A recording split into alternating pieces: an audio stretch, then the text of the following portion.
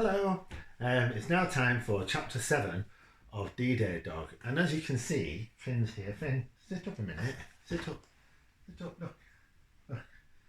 Finn has had his hair cut, haven't you, Finn? He looks really smart. Look, there's the children there. So he looks really smart and he's much happier now because I think he was all getting a bit fluffy. So we're going to read chapter 7 now of D-Day Dog. So, shall we go? Yes, they're just there. Can you see them? They're all waving at you. Good boy. You're shy now. The next day, there was a buzz in the school IT suite. Every child sat at a screen with a keyboard in front of them. Most of them were watching Mr. Salah, who in turn was studying Lucas. Mr. Salah breathed in. Lucas, why are you typing already? Normally, Jack would have tried to stop Lucas, but he was too distracted, still thinking about his mum and dad last night, the argument. I'm working, Lucas informed Mr. Salah. But the screens aren't switched on yet, Lucas. I know, sir, Lucas grinned. I'm bored, sir. But, forget it. Let's move on, shall we? Mr. Salah took a sip from his cup of tea. Today, he said, is the day we begin our Normandy projects. Most of 6A let out an eager cheer, but not Jack. Jack just looked around him. He didn't feel like cheering today. Why do we need computers, sir? Ella asked. Good question, Ella. Well, Finn, it's not very polite, we've got company. Should we just concentrate on that for the minute? Good boy. Good question, Ella. Well, we want to make this residential trip as meaningful for you as possible. We want you to have a personal connection with what we are doing and where we are going. Stop it, good boy. And where we are going. To ask you to choose someone who died on D-Day and to research their story. Finn. Right, Finn. Come on. We're going to have to start again if we carry on at this rate. So can you stop it? Good boy. Where were we? Research their story. Someone who is buried in the cemetery that we are visiting at Ronville, so that you can plant one of these crosses at the end of the trip. Mr. Salah held up a wooden cross with a red poppy at its centre. How do we choose? Grace Yaboa asked as the rest of the class looked eagerly at Mr. Salah. Another good question, Grace. You might have the same surname as them.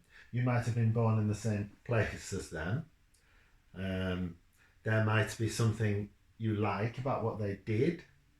Have a look at the details of the soldiers who are buried in the Ronville Cemetery.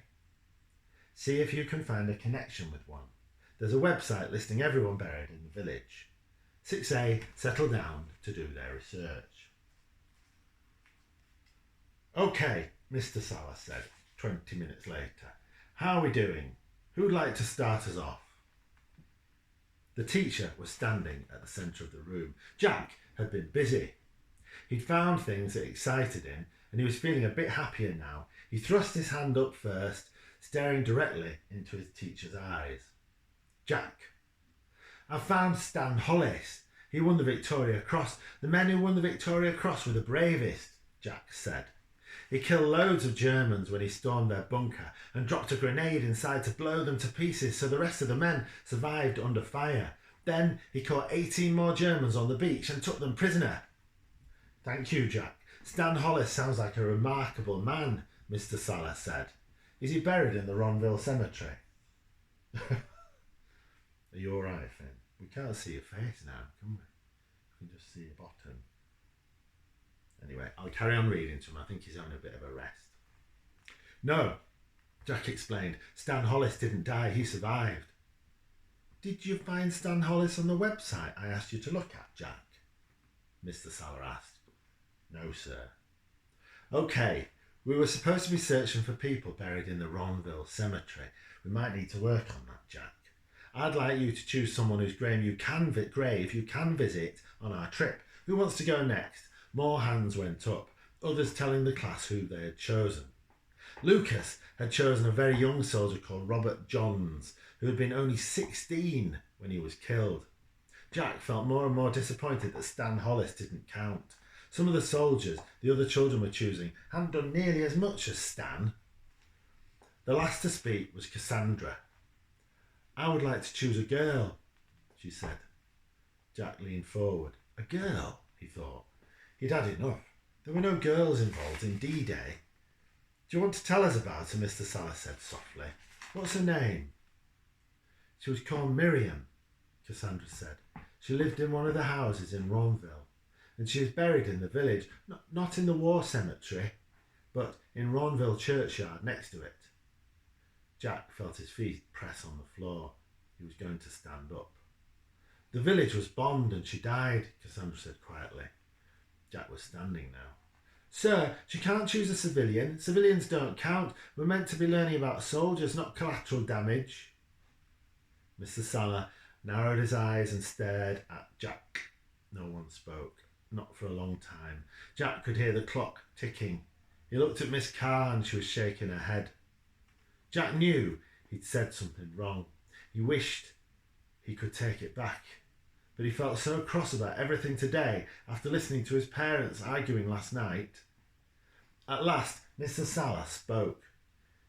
"That was not acceptable, Jack. Have you thought about why Cassandra chose who she chose?" "No," Jack said meekly. He knew it'd been horrible, but it was done. Mr. Salah was standing over Jack, his hands on the desk in front of him. "Maybe you should." "Sir," Lucas was standing up now too. "Not now, Lucas," Mr. Salah said. "But I think I know why Cassandra..." "Not now, Lucas. Please, Jack, come with me."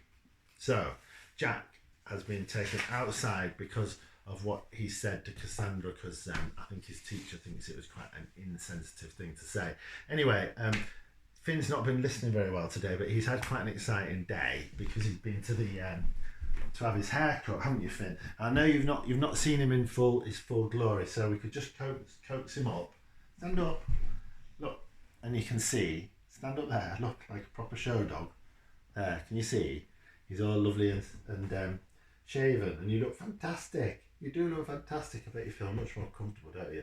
So tomorrow we're going to read chapter 8, in which Jack gets told off. Anyway, thank you for listening, and we'll see you tomorrow with chapter 8.